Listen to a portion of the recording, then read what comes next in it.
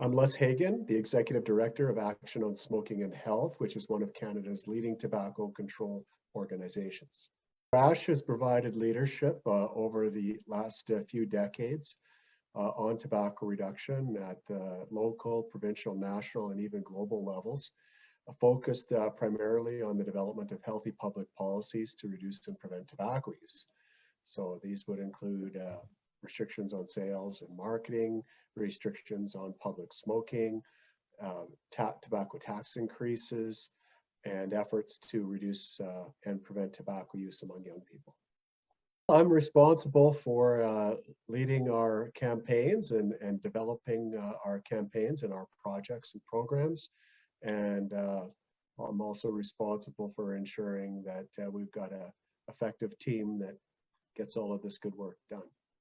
A typical day is usually a little chaotic, and because we're trying to address major policy issues. We're a relatively small organization dealing with an enormous issue.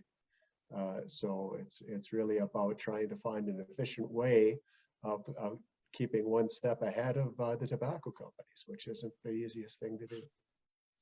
Well, Health Canada legalized the sale of vaping products, nicotine vaping products, in 2018.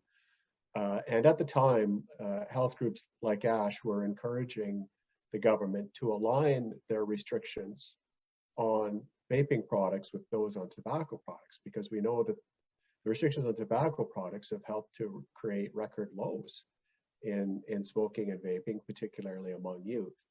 So we thought it would make good sense to align those highly effective restrictions, which are in many cases global precedents, to use those strategies to ensure that we don't have some unintended consequences of vaping. Now, unfortunately, Health Canada did not take that advice. They decided to regulate vaping products independently, although within the same act, which is now the Tobacco and Vaping Act, and not to regulate them as significantly as tobacco products. So to make a long story short, the federal government essentially gave the green light and rolled out the red carpet to Juul and the other vaping companies to go ahead and target young people with multi-million-dollar mass media campaigns, with very high-profile promotional campaigns in retail stores, and then with enormous social media blitz to encourage youth to use their products.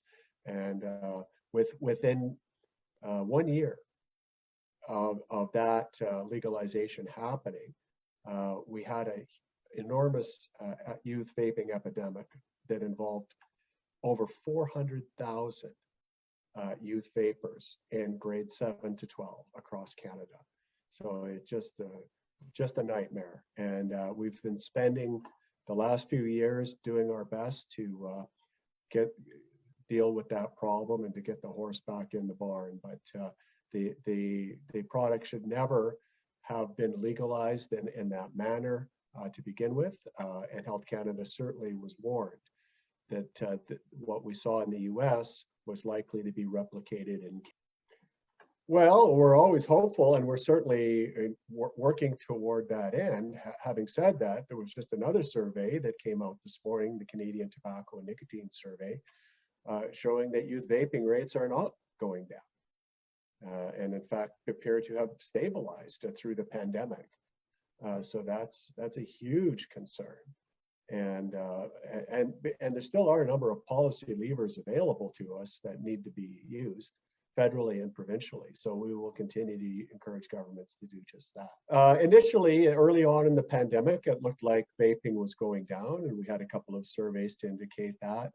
But it seems as once kids got back in school and the socialization aspect of vaping became prevalent, that we did see vaping levels return to where they were before, pre-pandemic. So it's a huge concern.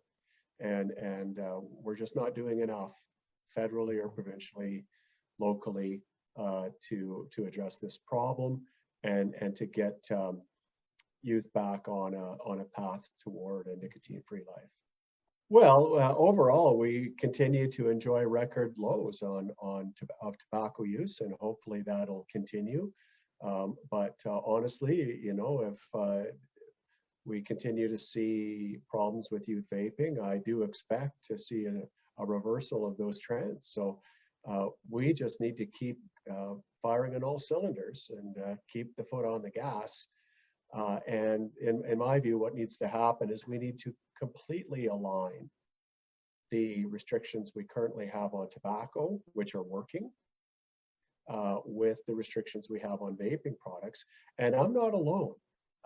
Numerous health organizations and the Canadian Medical Officers of Health through their National Council have urged federal and provincial governments to align the restrictions on tobacco, on vaping with those on tobacco. Well, like many people working in tobacco control, it was kind of accidental, and I was working in another industry and got involved with this issue as a volunteer and the organization. And one thing led to another, and I found myself running the organization, and I've been doing that now for about 3 decades. So it's been interesting. On the research front, you know, ASH is mainly involved with monitoring and surveillance and continuing to actively monitor the activities of governments, even beyond Canada, but in Canada as well, and the policy progress, including adherence to the Framework Convention for Tobacco Control, which is the first and only global public health treaty. There's another one in development right now.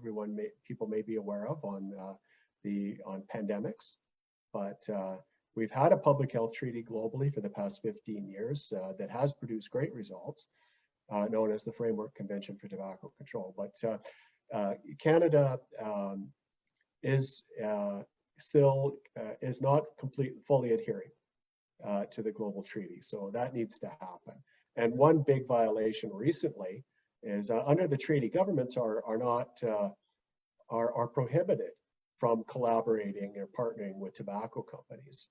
But a major recent violation in Canada is Canada is partnering today, this very day, with Philip Morris on Canada's flagship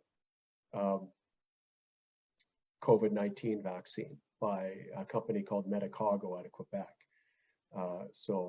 We have certainly been letting our concerns be known about this huge violation of the treaty. We're not suggesting that the Canadian government shouldn't be supporting vaccine development. Of course it should be, but it has options, and there were many options for the federal government to either develop vaccines in Canada. There were several candidates in Canada, or simply to get the license agreements from other companies for production here in Canada. And they did announce recently, Moderna is announcing a big new factory in Quebec. So we don't need to partner with the tobacco companies. We're not that desperate. We don't need to partner with tobacco companies to produce a COVID-19 vaccine. Canada can do much, much better. The Canadian government can do much, much better.